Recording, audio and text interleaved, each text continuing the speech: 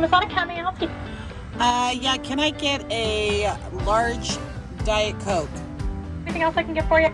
That's it. Alrighty, one large Diet Coke is $1.24. Thank you. Alrighty.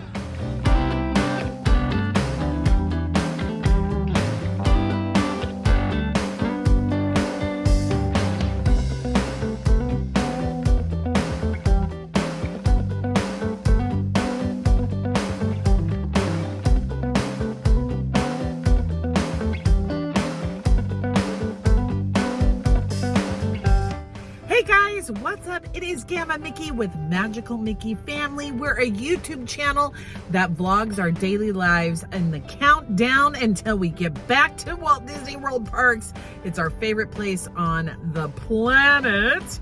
And we are going again in 87 days? 86 days, something like that.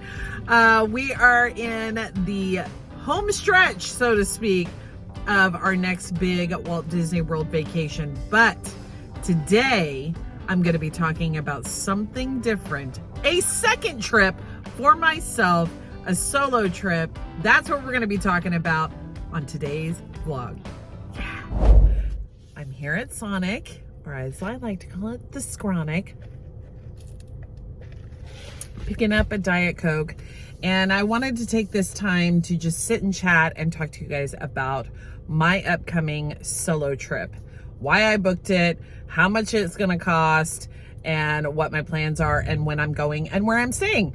So we're going to go through that today. Now, if you're new to our YouTube channel, please hit that subscribe button down below. And don't forget to give this video a thumbs up, as we are hopefully going to reach our goal of 500 subscribers by the time we go to our family trip, which is in January. Now, that trip is with me and my two daughters and my grandgiggle. We've done it 3-4 times now, and we're very excited about doing this one because we're going to be spending 10 days at the Contemporary in January, all for experiencing the 50th anniversary together. We have so many awesome plans, and I will talk about all of that in our next vlog. Last year, around May, I had decided to go to Walt Disney World on my own. And the reason why I had done that is because when my father had passed away, right before he had passed, he had said he did not fulfill some of the things that were on his bucket list. Well, one of the things on my bucket list was to go to Walt Disney World by myself, have a solo trip and do that. I've always been amazed and inspired by other vloggers like Michael K and Prince Charming Dev, Disney in Detail, Victoria, she's from the UK, several vloggers that don't have a problem with going to Walt Disney World, still enjoying the magic and doing it by themselves. I just really remember what it was like when I was younger, living in Anaheim and living there and going to Disneyland by myself. And I miss those days. That was amazing. I would go to the parks all the time by myself. And yes, going with family is 150% amazing. But if you've never done a solo trip, especially to like a park like Disneyland or Disney World, I'm telling you, it is spectacular. Now, the other thing that was on my bucket list was riding the Skyliner. And that was huge for me. And I got to complete that goal. But now I'm going to fulfill this year the actual goal of actually going to Walt Disney World by myself. I don't care what happens. Aubrey ain't coming. Madeline ain't coming. Nobody's coming. It's just me. And you. So I guess I won't be totally alone, because I'll have you guys with me the whole way, and we'll get to experience it together. I've got a lot of ideas of what I want to do while I'm there in the parks, but I think I'm going to make this an annual thing, that I'm going to do a solo trip every year on my dad's anniversary as just a reminder to me to live with no regrets. And so this year, since we're going on this big vacation in January, and I possibly have some big celebratory event coming up next fall, I really can't go super expensive for my solo trip. So I decided to try and keep my budget for myself for the whole thing: airfare, accommodations, tickets, food, merchandise, all of that. I wanted to keep it at a really, really low price. I just decided I'm just going to go value resort, and I've always wanted to try the Pop Century. I am going to go once again in May. I'm going for 4 full days and 3 nights. So 3 nights, 4 days. I am going to be flying in on the earliest flight that I can find, as long as the flying issues are still cool. I haven't decided yet. Like, flying is going to be depending on how stuff continues to evolve as the year progresses. For the January trip, we have changed our minds and we've decided to drive, just because of all the craziness that we witnessed with people dealing with flights being canceled and being stranded, and the girls have to go to work. Now me, I can be a little more flexible. Not really sure if I want to drive across country all by myself. So we're going to see. I may end up flying.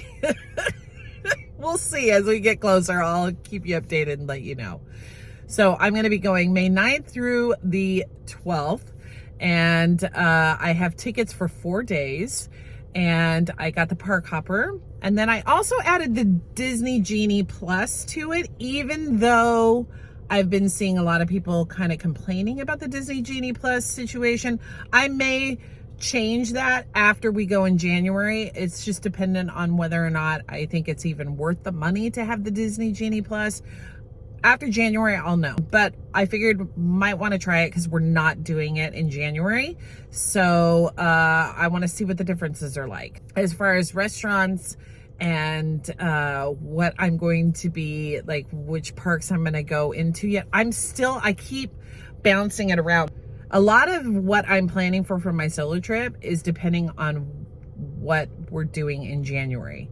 Like, things that I don't get to experience in January, I'm going to try and add into my trip in May so that I get to participate in some really cool things. And who knows what other things that are going to be going on during that time period too, like new shows or new merch events or new food. So if any of that kind of stuff pops up, or if there's new restaurants that pop up, I may add that to my May vacation. My final budget I will have once I get closer. I would say probably around March is when I will have my final budget of exactly what it is that I'm spending. Now, right now, my total of my trip was $1,500. Which is really, really cheap.